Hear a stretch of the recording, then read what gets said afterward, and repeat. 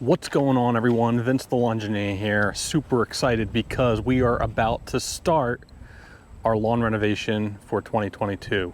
It is mid-August 2022 and we are going to start by killing the lawn, and I'm going to show you every step of the way.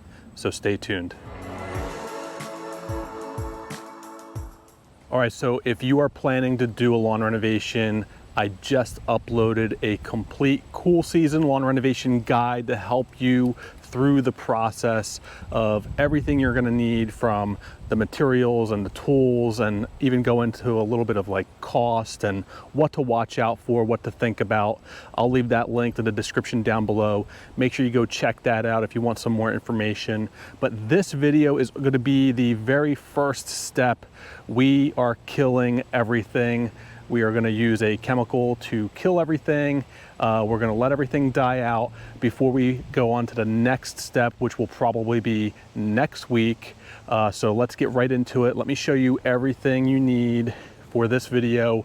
Let's go to the garage. All right, so here's a bunch of stuff we're going to need for today, starting with the main two items here. So I am opting to go with this Roundup Quick Pro herbicide.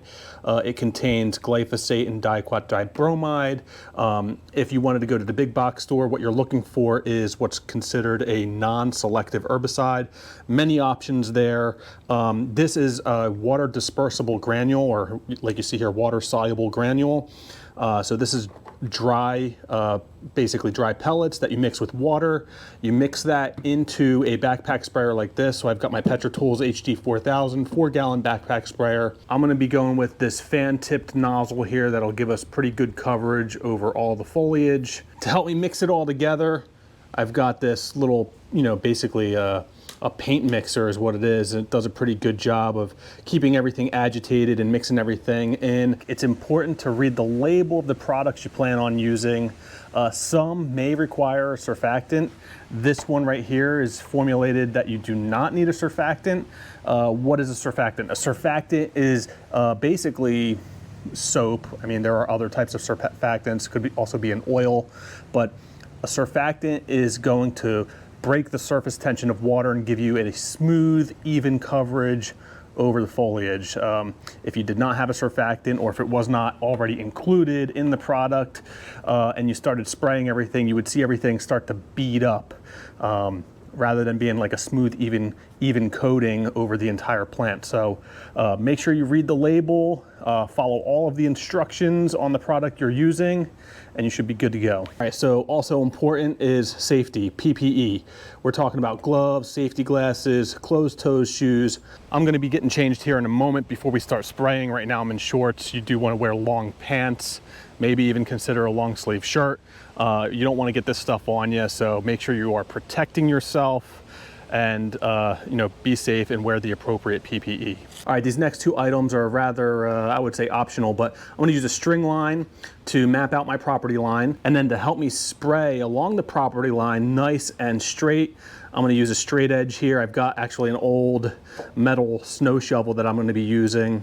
I mean, you could use whatever you want really to give you that nice straight edge. You could use a piece of plywood if you've got like a thin piece of plywood, like 1/8 inch thick or something like that, or maybe even cardboard. Cardboard, depending on how much you're spraying, since it's going to be getting wet, could get flimsy. So just keep that in mind. But I do like using a straight edge along those property lines to make sure I'm not overspraying onto my neighbor's property, and also want to get that nice straight line, because that's really gonna make the domination line when we're all done with this renovation pop and look really nice. All right, so I just put the string line down. Let me show you what it looks like.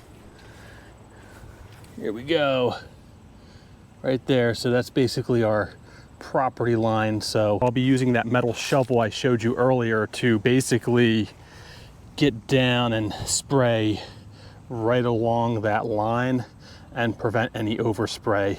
Also want to protect these guys here, don't want to bother them. Now that we have our lines in place, just one more quick step I would recommend is just making sure that you've got everything off the lawn, leaves, debris, toys, all that stuff, make sure it's off the lawn. I also recommend mowing about a day or two before spraying. That way you're not spraying super tall grass. That's more or less a general rule of thumb when spraying anything, even when you're spraying for broadleaf weeds and stuff like that with a selective herbicide. They typically will say something like mow 2 days before and don't mow until 2 days or more after spraying. So make sure you're following those instructions, but just, you know, as a general rule of thumb, that's what we're gonna do here.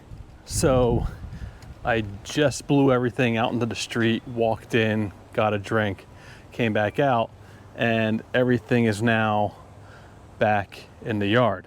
So it's probably a good time to mention drift management and, you know, just watch for the wind when you're applying this kind of product. I'm probably gonna have to do this another day, but monitor the weather. If there's rain in the forecast, you don't want to spray. If it's windy, just be careful. You don't want to spray if it's too windy. Yeah.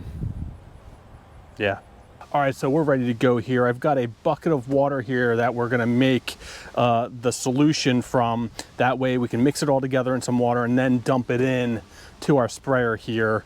And then I do have this filled up with some water as well. Once we dump everything in, we'll mix everything up again, and then we are ready to spray.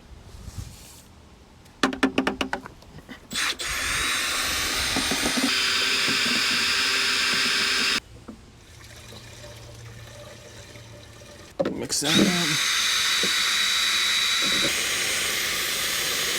What we're doing here, we're just topping it off now that we have everything pretty much mixed together, giving us a total of 4 gallons here. Should be enough for the area we're working with.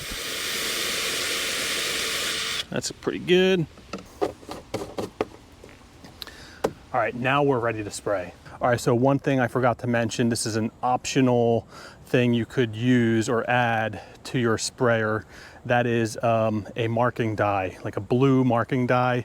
It's a spray indicator dye. It's meant to show you visually where you have sprayed, right? So you mix that dye in with the herbicide, and then you can go and spray, and as you spray, it'll paint everything pretty much blue so that you can visually see that you have sprayed that location and prevent you from overspraying, basically. So if you want to do that, you can. I've used it in the past. It can be a little bit messy. It tends to get all over the place, and it does stain, and it lasts a while. So I am not going with that here. We also have a much smaller area, so, but if you need to use it, that's something you could definitely consider. All right, so this is the point of no return. Once we start spraying, things will die and you can't go back. We have to follow this through the entire process. So first thing I'm gonna do is a perimeter spray. And I've got my little shovel here, like I mentioned earlier. We'll be using this around the property line to prevent overspray into the neighbor's yard. And in a couple days here, it'll all die off, and hopefully I'll be able to show you the results here in just a few seconds.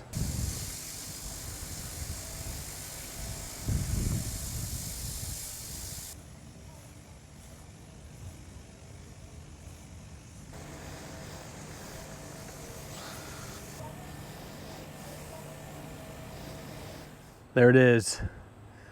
It is August 25th today. We did spray this on August 18th, so a few days later. This is what it looks like. I do have a few spots that are still hanging in there, so I am going to be spraying this again, but just wanted to kind of give you an idea of what this thing looks like. It looks pretty toasty. Let me show you around. So you can kind of see a little bit of haze of green right here. If we kind of zoom in, you can kind of see that some of this is still green. So we need to give that another shot. We have some weeds here that are still thriving. Maybe this is crabgrass or Dallas grass or something. All right, so one of the things I'm learning here through some good sources, good friends of mine on social media, is that diquat dibromide, although it's highly effective and it does a good job of killing the grass quickly, the glyphosate does a good job of killing it down to the root. However, only really works when the grass is green. So my understanding is that the diquat dibromide can reduce the effectiveness of the glyphosate.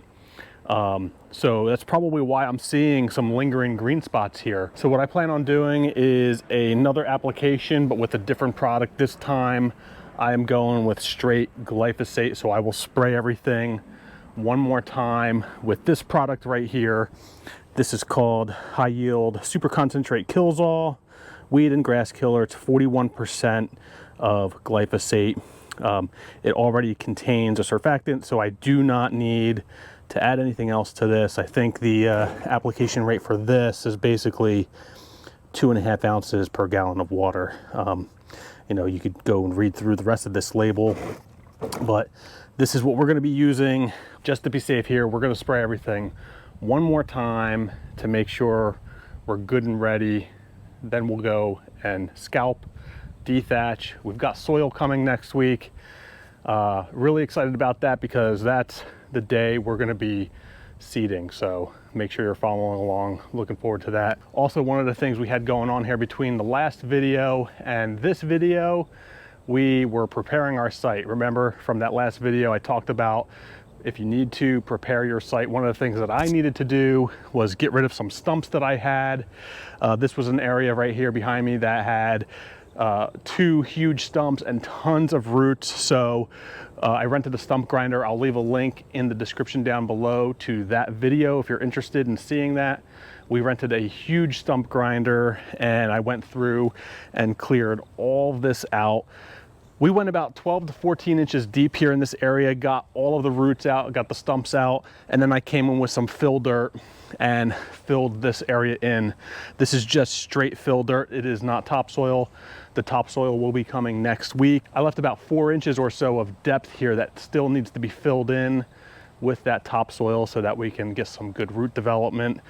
So that'll be going down next. That'll also be going down over this entire lawn area here when we start seeding. So make sure you're following along with that. If you enjoyed this video, please give it a thumbs up, subscribe, and thank you for joining.